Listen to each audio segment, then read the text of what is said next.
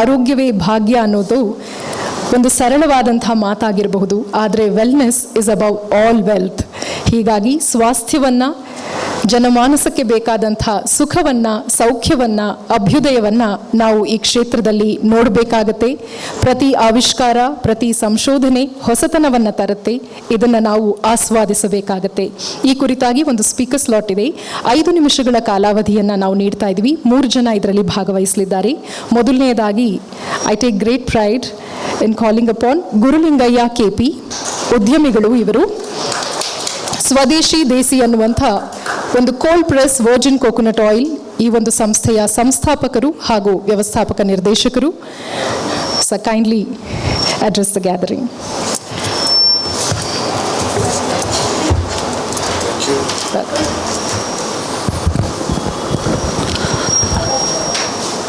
ಎಲ್ಲರಿಗೂ ನಮಸ್ಕಾರ. ನನ್ನ ಹೆಸರು ಗುರುಲಿಂಗಯ್ಯ KP ಅಂತೇಳಿ ಅರಸೀಕೆರೆಯಿಂದ ಬಂದಿದ್ದೀನಿ. ತುಂಬ ಸಂತೋಷ ಆಗ್ತಾ ಇದೆ ಇಂಥ ಒಂದು ಕಾರ್ಯಕ್ರಮದಲ್ಲಿ, ಇಂಥ ಒಂದು ಡಿಗ್ನಿಟೀಸ್ ಮುಂದೆ, ಇಂಥ ಒಂದು ಸಾಧಕರ ಮುಂದೆ ನಮ್ಮ ಒಂದು ಚಿಕ್ಕ ಎಕ್ಸ್ಪೀರಿಯನ್ಸ್ನ ಮಾಡಲಿಕ್ಕೆ ತುಂಬ ಖುಷಿಯಾಗುತ್ತೆ. ಯಾವುದೇ ಕಂಪನಿ ಒಂದು ವಿಷನ್ ಸಣ್ಣದಿರಲಿ ದೊಡ್ಡದಿರಲಿ, ವಿಷನ್ ಇಟ್ಕೊಂಡೇ ಒಂದು ಕಂಪನಿ ಹುಟ್ಟು ಸ್ಟಾರ್ಟ್ ಆಗುತ್ತೆ. ಸ್ಟಾರ್ಟ್ ಆದಂಥ ಕಂಪನಿ ಅದು ಬೆಳೀತಾ ಬೆಳೀತಾ ಬೆಳೀತಾ ತನ್ನ ವಿಷನ್ನ ಸ್ಟ್ರಾಂಗ್ ಮಾಡ್ಕೊತ ಹೋದರೆ ಎಲ್ಲಿಂದ ಎಲ್ಲಿಗೆ ಬೇಕಾದರೂ ರೀಚ್ ಆಗ್ಬೋದು ಅನ್ನೋದು ನನಗೆ ಬಹಳ ಚೆನ್ನಾಗಿ ಅರ್ಥ ಆಗಕ್ಕೆ ಸ್ಟಾರ್ಟ್ ಆಯಿತು. ಎಷ್ಟೋ ಜನಕ್ಕೆ ಇವತ್ತಿನ ಈ ಸಮಯ ಇದೆಯಲ್ಲ, ಇಲ್ಲಿ ನಾವು ಕಳೀತಕ್ಕಂಥದ್ದು 2 ಗಂಟೆ 3 ಗಂಟೆ ತುಂಬ ರೋಮಾಂಚನ ಆಗುತ್ತೆ. ಯಾಕೆ ಅಂತಂದರೆ ಎಷ್ಟೋ ಸಕ್ಸಸ್ ಸ್ಟೋರಿಗಳು ಇವತ್ತು ಕೇಳಕ್ಕೆ ಸಿಗುತ್ತೆ, ಅನುಭವ ವಾಣಿಗಳು ಸಿಗುತ್ತೆ. ಯಾಕೆಂದರೆ ತುಂಬ ಜನ ಡಾಕ್ಟರ್ಸ್ ಇಲ್ಲಿದ್ದಾರೆ. ನಮ್ಮನ್ನೆಲ್ಲ ಒಂದು ಕಡೆಗೆ ಸೇರಿಸಿ ಈ ಸುಮಧುರ ಸಂಜೆನ ಒಂದು ಅರ್ಥಪೂರ್ಣ ಸಂಜೆಯನ್ನಾಗಿ ಮಾಡಿದಂತಹ ಸಿಗ್ನೇಚರ್ ಮೀಡಿಯಾದವ್ರಿಗೆ ಒಂದು ಜೋರಾಗಿ ಚಪ್ಪಾಳೆ ಮುಖಾಂತರ ನಾನು because this is a time ಎಲ್ಲೆಲ್ಲೋ ವೇಸ್ಟ್ ಮಾಡ್ತಿದ್ವಿ, ಬಟ್ ಒಂದು ಕಡೆಗೆ ಸೇರಿಸಿದ್ರಲ್ಲ, this is a proud moment. ಇನ್ನು ನನ್ನ ವಿಚಾರ ಹೇಳೋದಾದರೆ 2012ರಲ್ಲಿ ನನ್ನ ವಿದ್ಯಾಭ್ಯಾಸ MBA. ಹಲವಾರು ವಿದೇಶಗಳಲ್ಲಿ ಕೆಲಸ ಮಾಡಿ ವಾಪಸ್ ತಾಯ್ನಾಡಿಗೆ ಬರಬೇಕಾಯ್ತು, ಬಂದು ನೆಲೆಸಬೇಕಾಯ್ತು. ವಾಪಸ್ ಬರಲಿಕ್ಕೂ ಕೂಡ ಒಂದು ಸ್ಟ್ರಾಂಗ್ ಇಂಟೆನ್ಷನ್ ಇತ್ತು. ಇಡೀ ಪ್ರಪಂಚದಲ್ಲಿ ತೆಂಗನ್ನು ತಿನ್ನಬೇಡಿ, ತೆಂಗನ್ನು ಬಳಸಬೇಡಿ, ತೆಂಗಲ್ಲಿ ಕೊಲೆಸ್ಟ್ರಾಲ್ ಇದೆ, ತೆಂಗಿಂದ ಹಾರ್ಟ್ ಅಟ್ಯಾಕ್ ಆಗುತ್ತೆ ಅಂತ ಹೇಳ್ತಿದ್ದಂಥ ದೇಶ ಅಮೇರಿಕಾ. ಆ ಅಮೇರಿಕಾದಲ್ಲೇ ನಾನು ಕೆಲಸ ಮಾಡ್ತಾಯಿದ್ದೆ. ನನಗೆ ಅಲ್ಲಿ ಕಂಡಿದ್ದೇನು ಅಂತಂದರೆ, ಇಡೀ ಪ್ರಪಂಚದಲ್ಲೇ ಯಾವ ದೇಶನೂ ಇಂಪೋರ್ಟ್ ಮಾಡದೇ ಇರೋವಷ್ಟು ತೆಂಗಿನ ಉತ್ಪನ್ನಗಳನ್ನ ಅವ್ರು ಇಂಪೋರ್ಟ್ ಮಾಡ್ಕೋತಾಯಿದ್ರು. ಪ್ರಪಂಚಕ್ಕೆ ಮಾತ್ರ ತಿನ್ನಬೇಡಿ ಅಂತ ಹೇಳಿ ಅವ್ರು ಮಾತ್ರ ಇಂಪೋರ್ಟ್ ಮಾಡ್ಕೊಂತಿರ್ಬೇಕಾದ್ರೆ ನನಗೆ ಭಾಳ ಸರ್ಪ್ರೈಸ್ ಅನ್ಸೋಕ್ಕೆ ಸ್ಟಾರ್ಟ್ ಆಯಿತು. ಆ ಸಂದರ್ಭದಲ್ಲಿ ಒಬ್ಬರು ಡಾಕ್ಟ್ರು ಬ್ರೂಫೆಟ್ ಅನ್ನೋರು ಸಂಪರ್ಕ ಆಯಿತು. ಸಂಪರ್ಕ ಆದಾಗ ಅದ್ಭುತವಾದ ಮಾಹಿತಿಗಳು ನನಗೆ ತಿಳಿದ ನಂತರ ವಿಶ್ವದ ಶ್ರೇಷ್ಠ ತೆಂಗನ್ನು ನಮ್ಮ ಅರಸೀಕೆರೆ ತಿಪ್ಟೂರಲ್ಲಿ ನಾವು ಬೆಳಿತೀವಿ. ಯಾಕೆ ಅಂತಂದರೆ ತೆಂಗು ಒಂದು ಕರಾವಳಿಯ ಬೆಳೆ. ಕರಾವಳಿಯಲ್ಲಿ ಅತಿ ಹೆಚ್ಚು ಮಳೆ ಬೀಳೋದ್ರಿಂದ ಆ ಮಣ್ಣಲ್ಲಿ ಸವಕಳಿ ಉಂಟಾಗಿ ಅಲ್ಲಿ ಅಷ್ಟೊಂದು ಸದೃಢತೆ ಇರಲ್ಲ, ಮಣ್ಣಲ್ಲಿ ಅಷ್ಟೊಂದು ಫಲವತ್ತತೆ ಇರಲ್ಲ. ಆದರೆ ವಿಶೇಷವಾಗಿ ಭಗವಂತ ಈ ಮೇಲೆ ಅಂದರೆ ಈ ಘಟ್ಟ ಪ್ರದೇಶ ಅಂತ ಕರಿತೀವಲ್ಲ, ಅಲ್ಲಿ ತೆಂಗು ಬೆಳೆಯೋ ಒಂದು ಜಾಗನ ನಮ್ಮ ಕಡೆ ಕೊಟ್ಬಿಟ್ಟಿದ್ದಾನೆ. ಆ ತೆಂಗಲ್ಲಿ ಸೋಡಿಯಂ ಮಾನೋಲಾರಿಕ್ ಆ್ಯಸಿಡ್ ಯಥೇಚ್ಛವಾಗಿರುತ್ತೆ, 54% ಇರುತ್ತೆ. ಈ ಸೋಡಿಯಂ ಮಾನೋಲಾರಿಕ್ ಆ್ಯಸಿಡ್ ಅಂದಾಗ ಎಷ್ಟೋ ಜನಕ್ಕೆ ಗೊತ್ತಿಲ್ಲ. ಇವತ್ತಿನ ದಿನಮಾನಗಳಲ್ಲಿ ನನಗೆ ತುಂಬ ನೋವಾಗೋ ಸಂಗತಿ ಏನು ಅಂತಂದರೆ, ಮಂಗಳ ಗ್ರಹದಲ್ಲಿ ನೀರಿದೆಯಾ ಅಂತ ನೋಡೋಕೆ ಹೋಗ್ತಾ ಇದ್ದೀವಿ, ಚಂದ್ರನಲ್ಲಿ ಏನಿದೆ ಅಂತ ನೋಡೋಕೆ ಹೋಗ್ತಾ ಇದ್ದೀವಿ. ಆದರೆ ನನ್ನ ದೇಹದೊಳಗೆ ಏನಾಗ್ತಿದೆ ಅನ್ನೋದು ಜನರಿಗೆ ಒಂದು 5% ಕೂಡ ಗೊತ್ತಿಲ್ಲ. ಇದು ನನಗೆ ಭಾಳ ನೋವಿನ ಸಂಗತಿ. ಯಾಕೆಂದರೆ ಯಾವುದೇ ದೇಶ ಶ್ರೀಮಂತ ಆಗಬೇಕು ಅಥವಾ ಯಾವುದೇ ದೇಶ ಮುಂದುವರಿಬೇಕು, ನಿಮ್ಮ ಮಂಥನ ಮುಂದುವರಿಬೇಕು ಅಂತಂದರೆ ಅದು ನಿಮ್ಮ ಆರೋಗ್ಯದ ಮೇಲೆ ಡಿಪೆಂಡ್ ಆಗಿರುತ್ತೆ. ಯಾವ ದೇಶದಲ್ಲಿ ಅತ್ಯಂತ ಹೆಚ್ಚು ಆರೋಗ್ಯವಂತರಿರ್ತಾರೋ ಅವರಿಂದ ಆ ದೇಶ ಏನನ್ನು ಬೇಕಾದ್ರೂ ನಿರೀಕ್ಷಿಸ್ಬೋದು. ಆರೋಗ್ಯವೇ ಭಾಗ್ಯ ಅಂತ ಹೇಳೋದ್ರಲ್ಲೂ ಒಂದು ಅರ್ಥ ಇದೆ.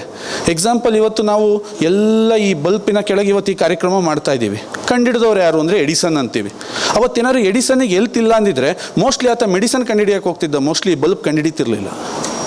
Is a simple. ಇವತ್ತು ಏನೇನು ಈ ಭೂಮಿ ಮೇಲೆ ವಂಡರ್ ಸೃಷ್ಟಿಯಾಗಿದೆಯೋ ಅದೊಬ್ಬ ಅದ್ಭುತ ಆರೋಗ್ಯವಂತನಿಂದ ಸೃಷ್ಟಿಯಾಗಿದೆ. ಇದು ತಿಳಿದ ನಂತರ ನನಗೆ ಪರ್ಟಿಕ್ಯುಲರ್ಲಿ ಇದೇ ಕ್ಷೇತ್ರದಲ್ಲಿ ಯಾಕೆ ಕೆಲಸ ಮಾಡಬೇಕು ಅಂತ ಅನ್ನಿಸ್ತು ಅಂತಂದರೆ, ಐ ಫೀಲ್ ಸರ್ಪ್ರೈಸ್ಡ್. ಯಾಕೆ ಅಂದರೆ ಎಷ್ಟೋ ಜನ ನನ್ನ ಸ್ನೇಹಿತರು ಕೇಳ್ತಾಯಿದ್ರು, ತುಂಬ ಚೆನ್ನಾಗಿ ಓದಿದೆಯಾ, ಆಚೆಗಡೆ ಎಲ್ಲ ಕೆಲಸ ಮಾಡಿರೋ ಎಕ್ಸ್ಪೀರಿಯನ್ಸ್ ಇದೆ, ಈ ವರ್ಜಿನ್ ಕೊಕೊನಟ್ ಆಯಿಲಿಂದ ಯಾಕೆ ಹೋಗ್ತೀಯಾ? This is not just a oil. ನೋಡಿ, ಎಷ್ಟೋ ಜನಕ್ಕೆ ಗೊತ್ತಿಲ್ಲ, ಒಬ್ಬ ಮನುಷ್ಯನ ಆಹಾರದ ಪಿರಮಿಡ್ ಇರುತ್ತೆ. ಒಂದು ಪಿರಮಿಡ್ ಅಂತ ತಾವು ಅಂದ್ಕೊಳ್ಳಿ. ಆ ಪಿರಮಿಡಲ್ಲಿ ತುಂಬ ಕಾರ್ಬೋಹೈಡ್ರೇಟ್ಸ್ ಇದೆ, ಅಕ್ಕಿ, ಗೋಧಿ, ರಾಗಿ ಇದೆ, ತುಂಬ ಬೇಳೆಗಳಿದ್ದಾವೆ, ಮಾಂಸ ಇದೆ, ಮೀನಿದೆ, ಪ್ರೋಟೀನ್ ಕಂಟೆಂಟ್ ಇದೆ, ತುಂಬ ವಿಟಮಿನ್ಸ್, ಹಣ್ಣುಗಳು, ತರಕಾರಿಗಳಿದೆ. ಆದರೆ ಇದು ಯಾವುದೂ ನಾವು ಹಂಗೆ ತಿನ್ನೋಕ್ಕಾಗಲ್ಲ. ನಾವೇನು ನಮ್ಮ ಮನೆಗೆ ಆಹಾರ ತರ್ತೀವೋ ಅದನ್ನು ಬೇಯಿಸಬೇಕು, ಪ್ರೋಸೆಸ್ ಮಾಡಬೇಕು. ಅದಕ್ಕೆ ಒಂದು ಉತ್ತಮವಾದ ಕೊಬ್ಬನ್ನು ಆ್ಯಡ್ ಮಾಡಿದಾಗ ಅದೊಂದು ಪರಿಪೂರ್ಣ ಆಹಾರ ಆಗುತ್ತೆ. ನಾವು ಅದನ್ನು ತಿನ್ನಬೇಕು. ನಂತರ ನನ್ನ ದೇಹಕ್ಕೆ ಅದರಿಂದ ಏನೇನು ಶಕ್ತಿ ಬೇಕೋ ಎಲ್ಲ ಸಿಗುತ್ತೆ. ಒಂದು ವಿಶೇಷವಾಗಿರೋ ಮಾಫಿಯಾ ಎಷ್ಟು ಚೆನ್ನಾಗಿ ಕೆಲಸ ಮಾಡ್ತಿದೆ ಅಂತಂದರೆ, ಆ ಪಿರಮಿಡ್ನ ಮೇಲಿರ್ತಕ್ಕಂತಹ ಪ್ರಾಡಕ್ಟ್, ನಮ್ಮ ಆಹಾರದ ಪಿರಮಿಡ್ನ ಟಾಪ್ ಪ್ರಾಡಕ್ಟ್ನ ಕೊಬ್ಬು ಅಂತ ಕರಿತೀವಿ ಅಥವಾ ಆಯಿಲ್ ಅಂತ ಕರಿತೀವಿ. ಅದನ್ನು ಕಂಟಾಮಿನೇಟ್ ಮಾಡಿ ಎಂಟೈರ್ ಮನುಕುಲದ ಆಹಾರದ ಪಿರಮಿಡ್ನೇ ಇವತ್ತು ಪಾಯ್ಸನೇಟ್ ಆಗಿ ಮಾಡಾಕಿದ್ರು. ಇದ್ರ ಬಗ್ಗೆ ನಿಮಗೆ ಕ್ಯಾಲ್ಕುಲೇಷನ್ ಹೇಳ್ತೀನಿ ಕೇಳಿ. ನಮ್ಮ ಸಾಮಾನ್ಯ ಜನರಿಗೆ ಗೊತ್ತಿಲ್ಲ ಅಂತ ಹೇಳ್ತಿರ್ತೀನಲ್ಲ, ಕ್ಯಾಲ್ಕುಲೇಷನ್. 2000ನೇ ಇಸ್ವಿನಲ್ಲಿ ಅಕ್ಕಿ ರೇಟು 10 ರೂಪಾಯಿ ಇತ್ತು. ಎಲ್ಲರಿಗೂ ಗೊತ್ತಿದೆಯಲ್ಲ, 2000ನೇ ಇಸ್ವಿ. 2005ರಲ್ಲಿ 15ರಿಂದ 20 ರೂಪಾಯಿ ಆಯಿತು.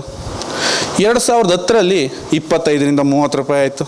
2015ರಲ್ಲಿ 40 ಆಯಿತು. 2020ರಲ್ಲಿ 50 ಆಯಿತು. ಇವತ್ತು 24ರಲ್ಲಿ ಇದ್ದೀವಿ. 70 ರೂಪಾಯಿ ಇದೆ 1 kg ಅಕ್ಕಿ ರೇಟ್. ಕಾರಣ ಏನು ಹೇಳ್ಬೋದು ನಾವು ಇದಕ್ಕೆ? ಸರ್, ಕಲ್ಟಿವೇಷನ್ದು ಜಾಸ್ತಿ ಆಗಿದೆ, ರಸಗೊಬ್ಬರಗಳ ದುಡ್ಡು ಜಾಸ್ತಿ ಆಗಿದೆ, ಅಗತ್ಯ ಅವಶ್ಯಕತೆ ವಸ್ತುಗಳು, ಕೂಲಿ ಕಾರ್ಮಿಕರದ್ದು ರೇಟೆಲ್ಲ ಜಾಸ್ತಿ ಆಗಿದೆ, ಅದಕ್ಕೆ ಅಕ್ಕಿ ರೇಟ್ ಜಾಸ್ತಿ ಆಗಿದೆ ಅಂತ ನಾವು ಸಾಮಾನ್ಯವಾಗಿ ಇದನ್ನು ಊಹಿಸ್ತೀವಿ. ನೋಡಿ, ಅಕ್ಕಿ ರೇಟ್ ಜೊತೆಗೆ ಎಲ್ಲ ಬೇಳೆ, ಕಾಳು, ತರಕಾರಿಗಳ ರೇಟು ಜಾಸ್ತಿ ಆಗಿದೆ. ಇದು ಸ್ವಾಗತಾರ್ಹ, ಒಳ್ಳೆ ವಿಚಾರ, ಆಗಲೇಬೇಕು. ಇಲ್ಲಾಂದರೆ ರೈತ ಅವನ ಜೀವನ ಹೇಗೆ ನಡೆಸ್ತಾನೆ? ನನಗೆ ಅರ್ಥ ಆಗದೇ ಇರೋ ಒಂದೇ ಒಂದು ಪ್ರಶ್ನೆ ಏನು ಅಂದರೆ, ಮ್ಯಾಥಮೆಟಿಕ್ಸ್ ಎಲ್ಲದಕ್ಕೂ ಮ್ಯಾಥಮೆಟಿಕ್ಸ್ ಅಲ್ವಾ? 2000ನೇ ಇಸ್ವಿನಲ್ಲೂ ಅಡುಗೆ ಎಣ್ಣೆ ರೇಟು 100 ರೂಪಾಯಿ ಇತ್ತು. 2024ರಲ್ಲೂ ಅಡುಗೆ ಎಣ್ಣೆ ರೇಟ್ 100 ರೂಪಾಯಿ ಇರುತ್ತೆ ಅಂದರೆ ಹಂಗಾರೆ ಸೂರ್ಯಕಾಂತಿ ಏನಾದ್ರು ಚಂದ್ರಲೋಕದಲ್ಲಿ ಬೆಳೀತಾ ಇದ್ದಾರಾ? ಏನಿದು? ಇದು ಸಿಂಪಲ್ ಕ್ಲಾರಿಟಿ ಅಷ್ಟೇ. ಏನಂತಂದರೆ, ಈ ಎಲ್ಲ ಆಹಾರ ಪದಾರ್ಥಗಳ ರೇಟ್ ಜಾಸ್ತಿ ಆದಂಗೆ ಅಡುಗೆ ಎಣ್ಣೆ ರೇಟ್ ಏನಾದರೂ ಜಾಸ್ತಿ ಆದರೆ ಎಲ್ಲರೂ ಕಾಮನ್ ಆಗಿರೋ ಎಣ್ಣೆನ ತಿನ್ನೋಕ್ಕೆ ಸ್ಟಾರ್ಟ್ ಮಾಡ್ತಾರೆ. ಅವ್ರ ಊರಲ್ಲೇ ಎಣ್ಣೆ ಮ್ಯಾನುಫ್ಯಾಕ್ಚರಿಂಗ್ ಸ್ಟಾರ್ಟ್ ಮಾಡ್ತಾರೆ. ಆ ನಂತರ ಅವರದ ಆಹಾರದ ಪಿರಮಿಡ್, ಒಂದು ಸಂತೃಪ್ತ ಕೊಬ್ಬು ಅವ್ರ ದೇಹಕ್ಕೆ ಪ್ರವೇಶ ಆಯಿತು ಅಂದರೆ ಎಷ್ಟೋ ಕಾಯಿಲೆಗಳು ಕಮ್ಮಿ ಆಗುತ್ತವೆ ಅನ್ನೋ ಒಂದು ಹುನ್ನಾರ ಇವತ್ತು ಅಡುಗೆ ಎಣ್ಣೆ ರೇಟ್ನ ಜಾಸ್ತಿ ಆಗಕ್ಕೆ ಬಿಡ್ತಾ ಇಲ್ಲ. ಇದು ನಮಗೆ ಗೊತ್ತಿಲ್ಲ. ಇದು ನನಗೆ ಯಾವಾಗ ಗೊತ್ತಾಯ್ತೋ, ದಿಸ್ ಈಸ್ ಮೈ ಪೊಸಿಷನ್, ಇಲ್ಲೇ ನಾನು ಕೆಲಸ ಮಾಡಬೇಕು, ಇದನ್ನು ನಾನು ರೆಡಿ ಮಾಡಬೇಕು ಅಂತೇಳಿ 2012ರಲ್ಲಿ ಈ ಕಾರ್ಪೊರೇಟ್ ಜಗತ್ತಿಗೆ ವಿದಾಯ ಹೇಳಿ ನಾನೇ ಸ್ಟಾರ್ಟ್ ಮಾಡಿದೆ. ವರ್ಜಿನ್ ಕೊಕೊನಟ್ ಆಯಿಲ್ ಬಗ್ಗೆ ಆವಾಗ ಅಷ್ಟು ಸಂತೀಕ್ಷ್ಣವಾದ ಮಾಹಿತಿ ಇಲ್ಲ, ಅದು ಮ್ಯಾನುಫ್ಯಾಕ್ಚರಿಂಗ್ ಬಗ್ಗೆ ಗೊತ್ತಿಲ್ಲ.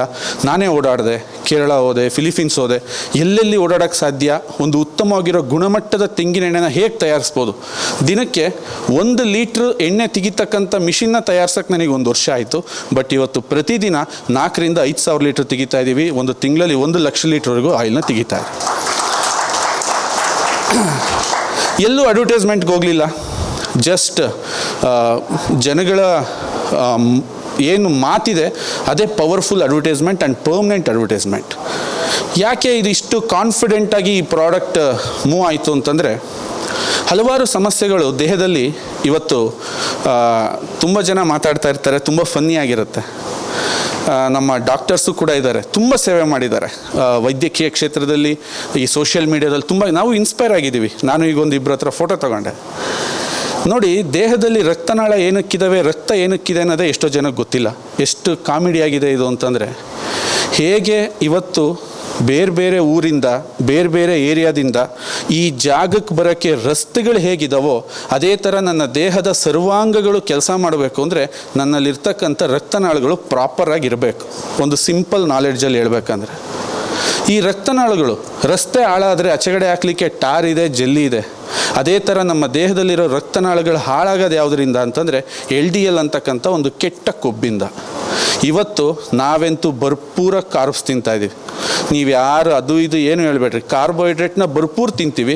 ದೇಹದಲ್ಲಿ LDL ಉತ್ಪಾದನೆನ ಪೀಕಲ್ಲಿ ಮಾಡ್ತಾಯಿದ್ದೀವಿ. ರಕ್ತನಾಳ ಅಂದರೆ ಒಂದು ದೊಡ್ಡದಿರುತ್ತೆ, ಒಂದು ಸಣ್ಣದಿರುತ್ತೆ. ಅತಿ ಸಣ್ಣ ರಕ್ತನಾಳಗಳಿರ್ತವೆ. 1,20,000 ಕಿಲೋಮೀಟರ್ ರಕ್ತನಾಳ ಇದೆ ಈ ದೇಹದೊಳಗೆ ಅಂತಂದಾಗ ವಂಡರ್ ಅನಿಸುತ್ತೆ.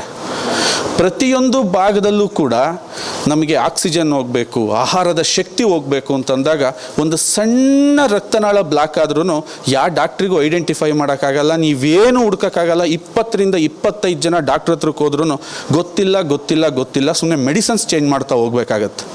ಅಂಥ ರಕ್ತನಾಳನ ಶುದ್ಧಿ ಮಾಡಬೇಕು ಅಂದರೆ HDL ಬೇಕು. ಆ HDL ಈ ತೆಂಗಿನೆಣ್ಣೆಯಲ್ಲಿ ತುಂಬ ಇತ್ತು. ಇದರ ಜೊತೆಗೆ ಇನ್ನೊಂದು ಪಾಯಿಂಟ್ ನನ್ನನ್ನು ತುಂಬ ಇನ್ಸ್ಪೈರ್ ಮಾಡ್ತು, ಇದರಲ್ಲಿ ಈ ಕ್ಷೇತ್ರದಲ್ಲಿ ಕೆಲಸ ಮಾಡೋಕ್ಕೆ ತುಂಬ ಇನ್ಸ್ಪೈರ್ ಮಾಡ್ತು. ಏನು ಅಂತಂದರೆ, ಮನುಷ್ಯ ಜಾಸ್ತಿ ದಿನ ಬದುಕಬೇಕು, ಗಟ್ಟುಮುಟ್ಟಾಗಿರಬೇಕು ಅನ್ನೋದಕ್ಕೂ ಅವನು ತಿನ್ನೋ ಆಹಾರಕ್ಕೂ ಸಂಬಂಧ ಇದೆ ಅನ್ನೋದು ಭಾಳ ಲಾಜಿಕಲ್ ಪಾಯಿಂಟ್ ಆಗಿತ್ತು. ಯಾಕೆ ಅಂತಂದರೆ ಪ್ಲ್ಯಾಂಟಲ್ಲಿ ಇರ್ತಕ್ಕಂತಹ ಜೀನ್ಸ್ಗಳು ಮನುಷ್ಯನ ಜೀನ್ಸ್ ಮೇಲೆ ಕೆಲಸ ಮಾಡುತ್ತೆ ಅನ್ನೋದನ್ನ ನಾವು ಹಲವಾರು ಬಾರಿ ತಿಳಿದಿದ್ದೀವಿ. ಅದರಲ್ಲಿ ಇವತ್ತು ಆಯುರ್ವೇದದ ಹಲವಾರು ಪಂಡಿತರು ಕೂಡ ಇಲ್ಲಿದ್ದೀರಿ. ಆಯುರ್ವೇದ ನೀವು ಚೆನ್ನಾಗಿ ನೋಡಿರ್ಬೋದು, ಟೊಮೊಟೊಗಿಂತ ಹುಣಸೆ ಹಣ್ಣನ್ನು ಭಾಳ ಚೆನ್ನಾಗಿ ಇಷ್ಟಪಡ್ತಾರೆ, ಒಪ್ತಾರೆ. ಯಾಕೆ ಅಂತಂದರೆ ಟೊಮೊಟೊ ಹಣ್ಣಲ್ಲಿ ಇರ್ತಕ್ಕಂಥ ಜೀನ್ಸ್ ಅದು 3 ತಿಂಗಳು ಬೆಳೆ, ರೋಗಗಳು ಜಲ್ದಿ ಅಟ್ಯಾಕ್ ಆಗುತ್ತೆ, ಬಿಸಿಲೂ ತಡೆಯಲ್ಲ, ಮಳೆನೂ ತಡೆಯಲ್ಲ, ಚಳಿನೂ ತಡೆಯಲ್ಲ. ಒಂದು ಟೊಮೊಟೊ ಗಿಡನ ಈಸಿಯಾಗಿ ಕೀಳಬಹುದು, ಆದರೆ ಒಂದು ಹುಣಸೆ ಮರನ ಕೀಳಕ್ಕೂ ಆಗಲ್ಲ. ಹುಣಸೆ ಮರ 1000 ವರ್ಷ ಬದುಕುತ್ತೆ, ಮಳೆ ಗಾಳಿ ಬಿಸಿಲು ಏನು ಬೇಕಾದ್ರೂ ತಡೆಯುತ್ತೆ. ಅದರ ಆ ಗುಣ ಆ ಹುಣಸೆ ಹಣ್ಣಲ್ಲಿ ಇರೋದ್ರಿಂದ ಆಯುರ್ವೇದ ಹುಣಸೆ ಹಣ್ಣನ್ನು ಸ್ಟ್ರಾಂಗಾಗಿ ರೆಕಮೆಂಡ್ ಮಾಡುತ್ತೆ. ಅದೇ ಥರ ತೆಂಗಿನ ಎಣ್ಣೆನ ಯಾಕೆ ಅಂತಂದರೆ ಇವತ್ತು ಸೂರ್ಯಕಾಂತಿ, ಕಡಲೆಕಾಯಿ ಎಣ್ಣೆ, ತುಂಬ ಎಣ್ಣೆಗಳಿದೆ, ಅದು ಯಾವುದು ನಾನು ವಿರೋಧಿಸಲ್ಲ. ಆದರೆ ಈ ಎಲ್ಲ ಗಿಡಗಳಿಗಿಂತ ಸುಮಾರು 800ರಿಂದ 900 ವರ್ಷ ಬದುಕ್ತಕ್ಕಂಥ ಯಾವುದಾದ್ರು ಒಂದು ಸಸ್ಯ ಅಂತಿದ್ರೆ ಅದು ತೆಂಗು ಅಂತ ಹೇಳೋಕ್ಕೆ ಇಷ್ಟಪಡ್ತೀನಿ. ಜೊತೆಗೆ ಆ ತೆಂಗಿನ ಎಣ್ಣೆಯಿಂದ ಆಗಿರ್ತಕ್ಕಂತಹ ಒಂದು ರಿಸರ್ಚ್ ಇದೆಯಲ್ಲ, ಒಂದು ಏಡಿ ಅದನ್ನು ತಿಂದು ಎಷ್ಟು ಗಟ್ಟಿ ಆಯಿತು, ಹೇಗಾಯಿತು, ಈ ಒಂದೊಂದೇ ಯಾವಾಗ ಫೈನಲೈಸ್ ಆಗ್ತಾ ಹೋಯ್ತೋ ನನಗಿದು ವಂಡರ್ ಅನ್ಸಕ್ಕೆ ಸ್ಟಾರ್ಟ್ ಆಯಿತು.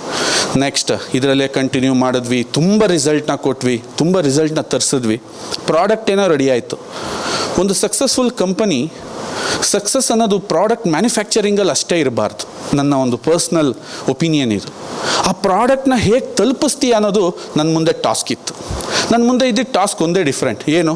ಟ್ರೆಡಿಷನಲ್ ಮಾರ್ಕೆಟ್ಗೆ ಹೋಗು, ಅಡ್ವರ್ಟೈಸ್ಮೆಂಟ್ ಮಾಡು, ಮತ್ತೆ ದುಡ್ಡಿರೋರ ಕೈಗೆ ದುಡ್ಡು ಹೋಗ್ಸು. ಯಾಕೆಂದರೆ ಅಲ್ಲಿ ಯಾರೋ ಒಬ್ಬ C&F ಇರ್ತಾನೆ, ನಿಂದು ಮಾರ್ಕೆಟಲ್ಲಿ ಬ್ರ್ಯಾಂಡ್ ಆಯಿತು ಅಂತಿದ್ದಂಗೆ ಎಷ್ಟು ಬೇಕಾದ್ರೂ ಇನ್ವೆಸ್ಟ್ ಮಾಡ್ತಾನೆ. ಅದೇ ವರ್ಗ ಮತ್ತೆ ಶ್ರೀಮಂತರಾಗ್ತಾರೆ, ಅವರಿಗೆ ಆ ಪ್ರಾಡಕ್ಟ್ ಬಗ್ಗೆ ಯಾವುದೇ ಎಮೋಷ್ನಲ್ ಕನೆಕ್ಷನೇ ಇರಲ್ಲ. ಇನ್ನೊಂದಿತ್ತು, ಮಲ್ಟಿನ್ಯಾಷನಲ್ ಕಂಪ್ನೀಸಿಗೆ ಬಂದು ಕೂತಿದ್ದಾವೆ, ಆನ್ಲೈನ್ ಅದು ಇದು. ನನಗಿಷ್ಟ ಆಗಲಿಲ್ಲ. ಒಂದು ಪರಿಪೂರ್ಣವಾಗಿರೋ ಪ್ರಾಡಕ್ಟ್ನ ಒಬ್ಬ ವ್ಯಕ್ತಿ ಮುಖಾಂತರನೇ ಇದನ್ನ ತಲುಪಿಸ್ಬೇಕು ಅಂತ ಒಂದು ಪ್ಲ್ಯಾನ್ನ ಮಾಡಿದ್ವಿ. ಅಂದರೆ ಇವತ್ತು ಯಾವ ದೇಶದಲ್ಲಿ ಎಂಟರ್ಪ್ರೈನರ್ ಆ್ಯಟಿಟ್ಯೂಡ್ ಕಿಲ್ ಆಗ್ತಿದೆ, ಜನಗಳಿಗೆ ನೀವು ನೋಡಿರ್ಬೋದು, ಒಂದು ಸೋಷಿಯಲ್ ಮೀಡಿಯಾ ಅಥವಾ ಯಾವುದೋ ಒಂದು TV ಸೀರಿಯಲ್ ಅಥವಾ ಯಾವುದೋ ಒಂದು ಪ್ರೋಗ್ರಾಮ್ ಇಂಟ್ರೆಸ್ಟ್ ಇಲ್ಲ ಅವ್ರಿಗೆ. ಏನಾದ್ರು ಹೇಳಿದ ಕೆಲಸ ಮಾಡ್ತಾರೆ ಹೊರತು ಇನ್ನೋವೇಟಿವ್ ಆಗಿ ನಾನೇನಾದ್ರು ಮಾಡಬೇಕು ಅನ್ನೋದಿಲ್ಲ. ಅಂಥ ಜನಗಳಿಗೆ, ಆ ಭಯ ಹೊಂದಿರೋ ಜನಗಳ ಕೈಲೇ ಇದನ್ನು ಕೊಡಿಸ್ಬೇಕು ಅಂತ ಹೇಳಿ ಪ್ಲ್ಯಾನನ್ನು ಮಾಡಿ ಇವತ್ತು all over Karnataka and India 5,000 ಜನ ಡಿಸ್ಟ್ರಿಬ್ಯೂಟರ್ಸ್ನ ನಾವು ಅಪಾಯಿಂಟ್ ಮಾಡಿದ್ದೀವಿ. 5,000 ಜನ ಮನೇಲೇ ಇದ್ದಾರೆ, ಎಲ್ಲ ಕಡೆ ಇದ್ದಾರೆ.